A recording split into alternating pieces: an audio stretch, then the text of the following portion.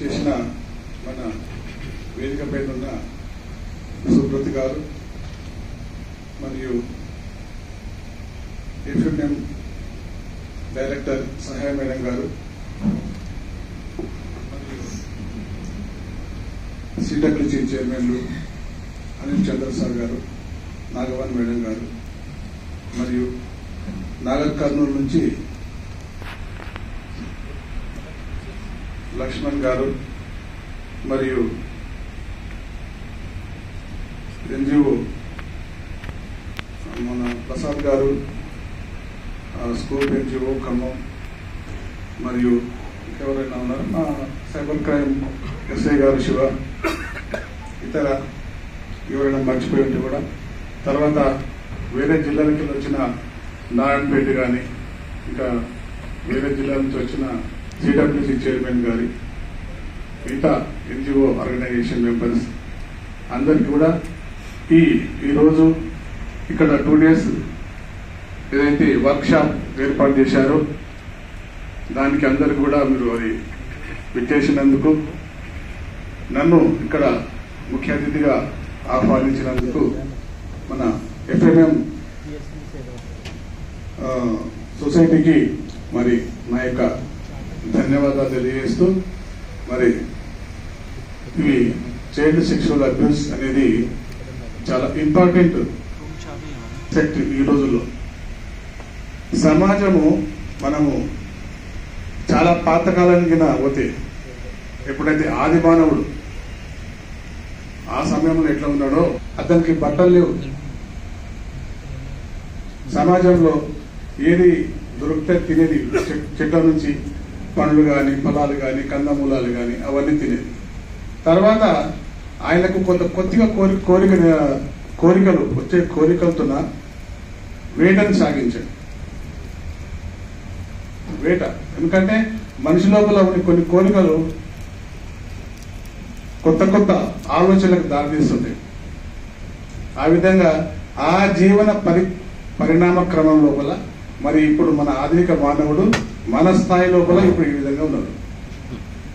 కొత్త పంతాలు వాళ్ళ లోపల కూడా ఉన్నాయి. ఇప్పుడు సమాజం ఇంత డెవలప్ అయింది, మరి ఎందుకు జరుగుతున్నాయి ఈ నేరాలు ఘోరాలు? ఇప్పుడు సార్ చెప్పినట్లు శాస్త్ర కేసు ఒకటి, మొన్నని మళ్ళీ ఏదో ఈరోజు కొత్త పేపర్లు చూస్తుంది, టీవీలో మొత్తం అదే ఉంది. భార్యను చంపి 3 ముక్కలు చేసి, ఎంత ఘోరమైన అసలు కదా మనుషులైనా వీళ్ళు పశువుల అసలు కదా ఎందుకు? పశువు కూడా పని చేయదు కదా, అసలు ఎందుకోసం అని ఫోన్ నీకు బదులు ఇష్టం లేకుండా వదిలిపెట్టవచ్చు కదా. సమాజంలో ఉన్నాం మనం, నీకు ఎన్నో ఇంకా అవకాశాలు ఉన్నాయి, కానీ ఒక మనిషిని చంపేంత పగ ఎందుకు వస్తుంది? దానికి కారణం ఎవరు? ఆ మూలం ఎక్కడ ఉంది? ఆ కారణం అనేది మూలం ఎక్కడ ఉంది? దానికి ఎవరు బాధ్యులు? ఇప్పుడు సమాజం బాధ్యతనా? తల్లిదండ్రులు బాధ్యులా? వాళ్ళని పెంచిన తల్లిదండ్రులా? లేకపోతే చదువు చెప్పిన టీచర్లా? లేకపోతే ఇప్పుడు ఈ సమాజంలో ఉండే వేరే ఏ ఉద్యోగులైనా కానీ, సమాజంలో ఉన్న మన పెద్దలు కానీ ఎవరు సరే దానికి సమాధానం చెప్పాలి. ఒక పిల్లవాడు తప్పుతో పడుతుంటే దానికి ఎవరు కారణం? మొదట ఎక్కడ స్టార్ట్ అవుతుంది? అమ్మ నాన్న అనే మాటతో స్టార్ట్ అవుతుంది. వాళ్ళే గురువులు, ఫస్ట్ గురువులు తల్లిదండ్రి. మరి తల్లిదండ్రులే వాళ్ళని పట్టించుకోకుంటే ఇంకెవరు పట్టించుకోవాలి? సమాజం లోపల నెక్స్ట్ గురువులు, స్కూల్లోకి తీసుకొచ్చి జాయిన్ చేస్తారు. జాయిన్ చేసిన తర్వాత వాళ్ళ బాధ్యత ఏంది? టీచర్లు. వెనకట్లాగా గురుకుల లోపల కొట్టి శిక్షణ క్రమశిక్షణలో పెట్టేది, వాళ్ళకి ఏదో శిక్షలు వేసేది. ఈ రోజులు ఆధునిక కాలం లోపల అవన్నీ లేవు. ఏం రా కదులుతున్నావంటే కష్టం ఉంది, ఏం రా సౌతలేవు అంటే కష్టం ఉంది. ఏమడే తల్లిదండ్రుల కోసం వస్తుంది, నాయన నన్ను ఇట్లా అన్నాడు మా సారు అంటే ఎప్పటి కోసం వస్తుంది. పోదాం పారా, పోయి అడుగుదాంపా, ఎందుకన్నాడు ఇట్లా, పోదాంపా. ఆయన ఒక్కడు రాడు, మళ్ళీ 10 మంది జమ చేసుకుని వస్తాడు. యుద్ధానికే వచ్చేస్తాడు స్కూల్ మీదకి, యుద్ధం జరుగుతుంది అడిగా. మా పిల్లగాని ఇట్లాంటివి సారీ చెప్పు ఇప్పుడు, ఆ పరిస్థితులు ఉన్నాయి. మన సమాజాన్ని తప్పుపట్టే పరిస్థితులు లేవు ఇప్పుడు. ఎవరికి వాళ్ళు ఎస్కేపింగ్, ఎవరికి వాళ్ళు తప్పించుకునే పరిస్థితి ఉంది ఇప్పుడు. ఆ ఎవరికి తెలుస్తలేదు. పిల్లలు చేసిన తప్పుదాం అనేది మనందరి బాధ్యత ఉంది. ఇప్పుడు సొసైటీలో ఉన్న మనందరి బాధ్యత ఉంది. అందరి బాధ్యత వల్లనే వాళ్ళు ఆ విధంగా ప్రవర్తిస్తున్నారు. శిక్షలు కూడా గట్టిగా ఉండాలి. శిక్షలు గట్టిగా లేకుంటే ఇప్పుడు ఇన్ని భార్యాభర్తల కేసులు ఎందుకైతున్నాయి రోజుకు? ఇంట్లో గొడవలు ఉంటాయి, కొన్ని చిన్న చిన్న గొడవలు మా దగ్గర చెప్తుంటారు. ఈరోజు ఉండలేవు అంటే ఉండకపో అని చెప్పేసి ఆమె అంటది, ఆలస్యం అవుతుంది. ఒక పిల్లలు స్నానం చేపి అంటే నువ్వు చేపేసి ఏమవుతుంది, ఆడ స్టార్ట్ అవుతుంది. వాస్తవం చెప్తున్నా నేను. కొన్ని ఇప్పుడు నా సర్వీస్ 30 సంవత్సరాల సర్వీస్ లోపల కొన్ని 1000 కేసులు చూసా నేను. 1000 కేసులు, ఇటువంటి కేసులు. నేను ఎస్ఐగా ఉన్నంత వరకు బాగానే ఉంది లా అండ్ ఆర్డర్. నేను 91 నుంచి 2007 వరకు సబ్ ఇన్స్పెక్టర్ పనిచేసిన 16 సంవత్సరాలు, 8 పోలీస్ స్టేషన్ చేసిన. లా అండ్ ఆర్డర్ అంటే లా అండ్ ఆర్డరే అది ఉండే. కాలివాడు పోలీస్ స్టేషన్ పెట్టెక్కుంటేనే గద వణికేది. వచ్చిన తర్వాత రెండు మాటల్లో సెట్ అయిపోయేది. ఇప్పుడు ఆ పరిస్థితి లేదు. ఇన్స్పెక్టర్ అయినా కూడా 2007 వరకు మంచిగానే ఉండే లా అండ్ ఆర్డర్. 2012 వరకు కూడా బాగానే ఉండే.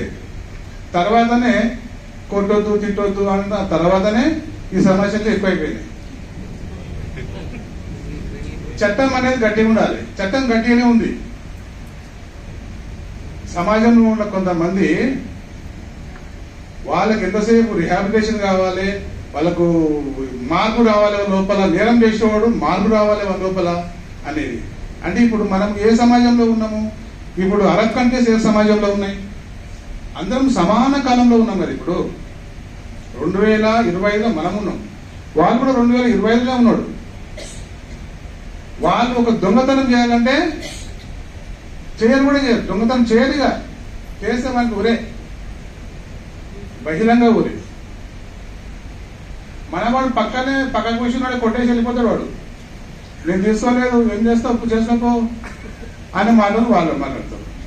ఇటువంటి పరిస్థితి. మన చట్టాలు చాలా కఠినంగా ఉన్నాయి, చాలా మంచిగా ఉన్నాయి. చట్టాల్లో పొరపాటు లేదు.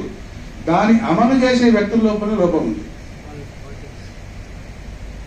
శిక్షలు ఎప్పుడే కానీ ఇప్పుడు తల్లిదండ్రులు కఠినంగా ఉంటే పిల్లగాడు క్రమశిక్షణలో పెరుగుతాడు.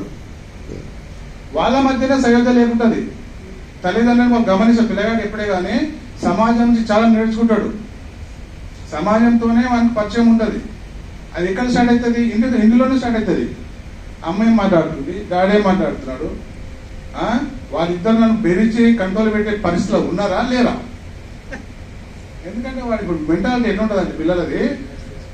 ఆనే వాళ్ళు అలసు తీసుకుంటారు. తల్లి కట్టే మాటకి తల్లి దగ్గర పోతారు, తల్లి కట్టే మాట అమ్మ దగ్గర కూర్చుంటారు. అవునా కదా? ఇది నడుస్తున్న ప్రపంచంలో లేదా? దానికి ఎవరు కారణం? మూల కారణం ఎవరు? సమాజం లోపల చాలా లోటుపాట్లు ఉన్నాయి. సమాజంలో నేను చెప్తున్నా కదా, ఎవరిని తప్పు పట్టే పరిస్థితి లేదు. ఎవరిని వారికి తప్పు పట్టే పరిస్థితి. ఎవరి అవకాశం వాళ్ళది, ఎవరు ఉద్యోగం వాళ్ళది, వాళ్ళు ఏం చేసేదో వాళ్ళు చేసుకుంటారు. అంతేగాని ఎవరిని ఎవరు పట్టించుకునే పరిస్థితి లేదు. ఇంట్లో పేరెంట్సే పట్టించుకున్నప్పుడు మనకి ఏం పడుతుంది చెప్పండి? కాబట్టి మనం ఇప్పుడు ఇంతవరకు నేను వచ్చిన తర్వాత ఒకటి ఆపరేషన్ ముస్కాన్ అయిపోయింది, ఒకటి ఆపరేషన్ స్మైల్ అయిపోయింది. ఆ పిల్లలు ఎక్కడ ఉన్నారు ఇప్పుడు? అది చెప్పండి నాకు. 162 మందిని ఒకసారి మనం రిస్క్ చేశాం. మొన్న 177 మందిని రిస్క్ చేశాం. ఆ పిల్లలు ఎక్కడ ఉన్నారు ఇప్పుడు? చెప్పండి, మీరు సమాధానం చెప్పేట్టున్నారు. ఇట్లా ఆ పిల్లలు ఎక్కడ ఉన్నారు? సిడబ్ల్యూసీ ముందర పుట్టి చేసారు. పేరెంట్స్ వస్తే సార్ మంచి చూసుకుంటాం సార్ అని పంపించేసి అయిపోయాయి. ఇంకేముంది ఆడ? వాడు తీసుకుపోయి మళ్ళీ పోయి ఆడ ఆ బ్రిక్ లైన్ లేకపోతే ఏదో మటన్ షాప్ కావాలి, బట్టల షాప్ తీసుకుపోయి మళ్ళీ వాడు అయితే ఇంకా నీళ్ళుగా చూద్దాం తర్వాత అప్పుడే మళ్ళీ అప్పుడు వచ్చినప్పుడు మాట్లాడదామని అలా చెప్తున్నాం. వాళ్ళు లొసుగులు. చట్టం అనేది చాలా కఠినంగా ఉంది, చాలా గట్టిగా ఉంది. నేరం ఇప్పుడు రేప్ కేసు కూడా ఇప్పుడు మరణశిక్ష చేసారు. ఎందుకు చేసిండ్రు? ప్రజల్లో భయం రావాలి, చట్టాలు కఠినంగా ఉంటే క్రమశిక్షణ అనేది పెరుగుతుంది అని చెప్పేసి. అది అమలు చేస్తున్నామా? లేదు. ఈ కోర్టు కాకపోతే ఇంకో కోర్టు, ఒకటే కోర్టు ఒక నిర్ణయం తీసుకుంటుంది, పై కోర్టు ఇంకో నిర్ణయం తీసుకుంటుంది. ఈడ అదే సాక్ష్యాలు ఉంటాయి, ఈడ అదే చట్టము, ఒక చట్టము అదే సాక్ష్యాలు ఉంటారు, పైన అదే చట్టము అదే సాక్ష్యాలు ఉంటారు, కిందనేమో ఒప్పు పైన తప్పు.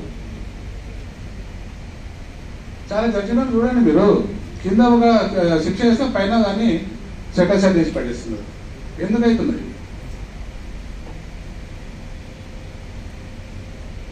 కాబట్టి మనం సమాజం లోపల మన పాత్ర మనం పోషించుకుంటూ పోవాలి. ఇప్పుడు మీ ఎన్జిఓ పాత్ర ఏముంది? మీరు బాగా కష్టపడుతున్నారు. సమాజంలో ఉన్న ఇటువంటి రుగ్మతలని, చిన్న చిన్న రుగ్మతలని, చట్టాలు ఎందుకు వచ్చినాయి? సార్ చెప్పిండు 89లో ఎస్సీ అంతకంటే ముందు ఎస్సీ లేదు. తర్వాత సమాజం లోపల అట్రాసిటీస్ ఎక్కువైపోయాయని చెప్పేసి ఎస్సీ వచ్చింది.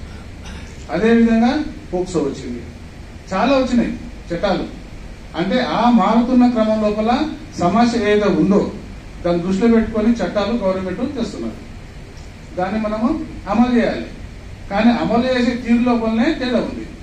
దాన్ని దుర్వినియోగం కూడా చేసుకునే క్రమం లోపలనే అది వీక్ అయిపోయినాయి. చట్టం ఎవరికైతే ఉందో వాళ్ళు కరెక్ట్గా ఉపయోగించుకుంటే ఏం కాదు, కానీ దాని దుర్వినియోగం కూడా అవుతున్నాయి చట్టాలు. కాబట్టి రాజకీయాలు ఉంటాయి, వీరి మీద వాడు వారి మీద వీడు ఎప్పుడు నడుస్తుంది కదా స్టోరీ. అంటే ఆడి వరకు మనం పోవద్దు మనం. కాబట్టి మనము సమాజంలో ఎవరిని తప్పుపట్టే పరిస్థితి లేదు. మీ డ్యూటీ మీరు ఎంతో కష్టపడుతున్నారు, మీరు ఎంతో ప్రణాళికలు తయారు చేసుకుంటున్నారు, ప్లాన్స్ ఏర్పాటు చేసుకుంటున్నారు, ప్లాన్ ఆఫ్ యాక్షన్ చేసుకొని మీరంతా ముందుకు పోతున్నారు. ఈరోజు 2 days సెమినార్కి వచ్చారు మీరు, వర్క్షాప్కు. రేపు ఏ విధంగా చేస్తే బాగుంటుంది, ఈ చైల్డ్ సెక్షువల్ అబ్యూస్ అనేది. తల్లిదండ్రుల పాత్ర ఏంది? వాడు సెల్ ఫోన్ ఇస్తాడు, సెల్ ఫోన్ కనీసం వాడు ఏం చేస్తున్నాడు, ఏం మాట్లాడుతున్నాడు, ఏం చూస్తున్నాడు తల్లిదండ్రులు కనీసం మనం అబ్జర్వ్ చేస్తున్నారా? పిల్లగాడు తినకపోతే వానికి రీల్స్ చూపిస్తున్నారు, రీల్స్ చూపిస్తుంటే తినబెడుతున్నారు. అంతకుముందే పాతకాలం లోపల బయటికి దొరకపోయేది, ఇంతకెళ్ళి బయటికి దొరకపోయి ఆకాశం చూపించేది, లేకపోతే చెట్లు చూపించేది, పిట్టలను చూపించేది, ఏదో ఒకటి చూపించేసి తినబెట్టేది. ఇప్పుడు ఇంతకెళ్ళి బయటికి వెళ్ళేది కష్టం కదా. ఇంట్లోకెళ్ళి బయటికి వెళ్తుందా కనీసం మనిషి? ఈ ఇంట్లోకెళ్ళి ఇప్పుడు ఈ ఆలో కూర్చున్నారు, ఇళ్ళకెళ్ళి చక్కగా మీ ఇంటికి పోయిన తర్వాత డోర్ మూసినట్టే మళ్ళీ ఇంట్లోకెళ్ళి బయటికి వెళ్ళలేదు. అవునా కదా? కుబ్సం సినిమాలా మన గోరంటింకన్న పాట రాసింది తెలుసా? రాజు 8 అయితే ఇంట్లోకెళ్ళి బయటికి ఎవరు వెళ్తలేడు. అంతకుముందు ఊర్లో ఒక రచ్చబండ ఉండేది, ఒక కట్ట ఉండేది, ఒక చెట్టు ఉండేది. ఆ చెట్టు కింద 10 మంది జమ అయ్యేది. మీ ఇంటి సమస్యలు ఏముంటాయి, నా ఇంటి సమస్యలు ఏముంటాయి, ఈ ఊరి సమస్య ఏముంది, ఏం చేస్తామని మాట్లాడేది. ఇప్పుడు అవన్నీ లేవు. ఇప్పుడు ఎవరు ఒకటే అపార్ట్మెంట్ లో ఉంటారు, పక్కింటోడు తెలియదు. పక్కింటోడు అసలు వాడు ఎవడు, వాడు మంచోడా చెడ్డోడా, వాడు పోలీసోడా నక్సలైడా లేకపోతే గుండగాడా లేకపోతే టీచరా, వాడు ఎవరు అసలు కదా ఏం తెలియదు. మగవాడు వీడు భర్త అంటే ఉంటాడు, భార్య అంటే ఉంటుంది. ఈమెకి ఈ పని ఈమెకి ఉంటుంది. ఆమె తలుపు తెచ్చేదే లేదు, బయట పోయి మళ్ళీ పక్కింటి వాళ్ళతో మాట్లాడేది లేదు. సమాజంలో సంబంధాలు ఎక్కడ ఉన్నాయి? ఇంకా నయ్యం మీరు చాలా అదృష్టవంతులు. కనీసం ఇంట్లోకెళ్ళి బయటకు వచ్చేసి కనీసం ఈ విధంగానైనా మీరు బయట కలుస్తున్నారు, ఒకరికొకరు మాట్లాడుకుంటున్నారు. రియల్ గా మీరు చాలా గ్రేట్.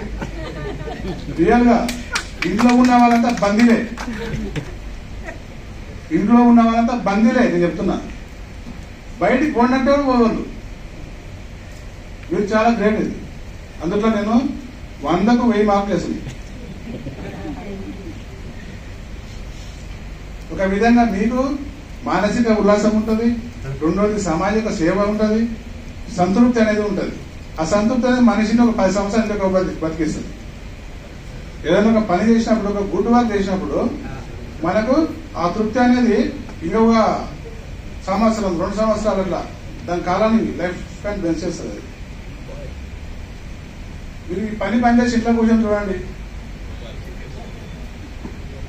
60 సంవత్సరాల్లో 70 సంవత్సరాల్లో కనబడతారు. అదే నా 50 సంవత్సరాల్లో ఇంకా పైకి వస్తారు. కాబట్టి ఓకే, సమాజంలో ఉన్న వీళ్ళ గురించి మనం ఎంత మాట్లాడుకున్నా చాలా తక్కువనే. మరి డైలీ మా సైబర్ క్రైమ్ వాళ్ళు, హెచ్టివ్ టీం వాళ్ళు, సి టీం వాళ్ళు ఈ సమాజంలో ఎన్ని రుగ్మతలు ఉన్నాయో పిల్లలకు డైలీ స్కూల్లో పోతున్నారు, డైలీ స్కూల్లో పోయి ఎక్స్ప్లెయిన్ చేస్తున్నారు. ఇది ఈ విధంగా చేయొద్దు, ఆ విధంగా చేయొద్దు, ఈ విధంగా చేయొద్దు అంటే చెప్పి రోజు చెప్తున్నారు. ఆ టైం పోయినప్పుడే వాళ్ళు ఇంటర్ అంతే, అంతవరకు వినేవరకే. అది దానికి అమలు లేదు, అమలు చేస్తలేదు. సైబర్ క్రైమ్ ఎందుకు అవుతుంది? ఫోన్ ఊరికే ఎవరికి ఏం చేస్తున్నాడు సైబర్ క్రైమ్ వాడు? ఎక్కువ ఆన్లైన్లో ఎవడైతే ఆన్లైన్లో ఉంటాడో వాడిని క్యాచ్ చేస్తున్నాడు. సైబర్ క్రైమ్ అయినప్పుడు ఎక్కడ ఫోన్ చేయాలని కూడా మీకు చాలా మంది తెలియకుంటుంది. తెలిసిన వాళ్ళు చేతులు లేకుంటే సైబర్ క్రైమ్ మేము నెక్స్ట్ మినిట్ ఎవరికి ఫోన్ చేయాలి, ఏ నెంబర్కి ఫోన్ చేయాలి అన్ని బెదిరించి నేను పలానా దగ్గర నుంచి ఫోన్ చేస్తున్నా అని చెప్పేసి అన్ని వాళ్ళ పోలీసు ఫోటో పెట్టుకుంటారు, డీపీ పెట్టుకుంటారు. పెట్టుకొచ్చి నేను ఈ పలానా పోలీస్ స్టేషన్కి ఫోన్ చేస్తున్నా, మీ అబ్బాయి ఈ పని చేసిన లేకపోతే ఇదే అని చెప్పేసి వాళ్ళు బ్లాక్మెయిల్ చేసి, లేకపోతే మీ నెంబర్ మీద ఇది పలానా దగ్గర మీ ఆధార్ కార్డు నెంబర్ ఈ విధంగా ఉంది, దీని వల్ల చాలా మంది చనిపోతున్నారు అని చెప్పేసి మిస్యూజ్ అవుతుందని చెప్పేసి వాళ్ళు బ్లాక్మెయిల్ చేసి 3 crores ఉంది. చాలా ఘోరమైన విషయం ఇది. రిటైర్డ్ అయినాక వచ్చే డబ్బు మొత్తం చేసిన వాళ్ళు.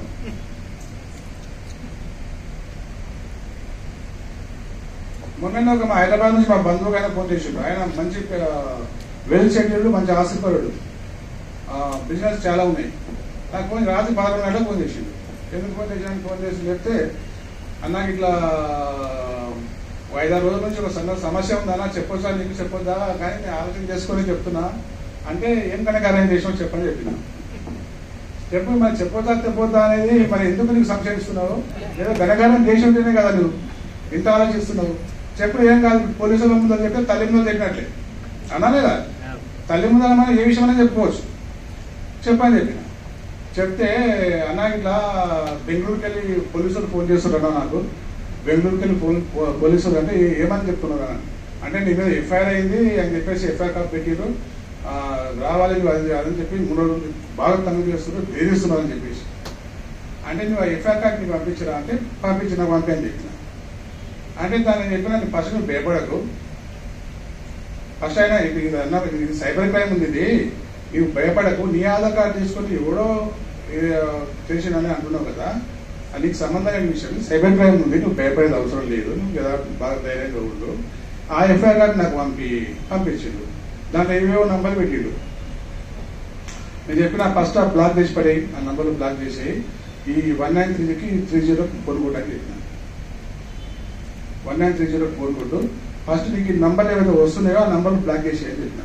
మనకి పొరపాటు కూడా మనం లేపగా లిఫ్ట్ చేయొద్దు, అంత క్లోజ్ అయిపోయేదానికి. అటువంటి విషయాలు ఉంటాయి. ఇది మా కరీంనగర్లోకి వెళ్ళి ఆయన ఫోన్ చేసేది, అది న్యూడ్ ఫోటో ఉంది. అయితే రీసెంట్గా మనం ఇప్పుడు తగ్గింది ఆ ట్రెండ్. అంతకుముందు ఈ మనం కాల్ ఎత్తంగానే, వీడియో కాల్ ఎత్తంగానే మనకు అతనికి వెళ్ళి ఒక అమ్మాయి న్యూడ్ ఉండి మాట్లాడి తర్వాత ఫస్ట్ బాగా మాట్లాడిన తర్వాత ఇక బ్లాక్ మెయిల్ స్టార్ట్ అవుతుంది. ఆయన 1 వీక్ బాగానే మాట్లాడిండు.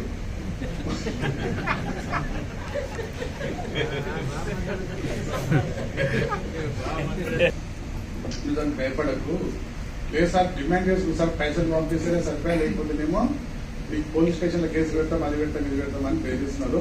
దానిలో ఫోటో కూడా ఉంది సార్ అని చెప్పేసి పోలీసు వాళ్ళది బీపీ. అంటే నీకు ఎందుకు ఆయన పెద్ద మనిషి పోయినావు, 70 సంవత్సరాలు 65-70 ఉంటావు, నీకు న్యూడ్ ఫోటో చూసేది అవసరమా నీకు? ఎందుకు లేపు నా ఫోటో ఒకసారి వచ్చింది, పొరపాటుగా వచ్చింది, మళ్ళా ఫోటో ఎందుకు లేపాలి? లేకపోద్దు కదా. అది సైబర్ ఫ్రాడే ఉంది, నువ్వు భయపడకు.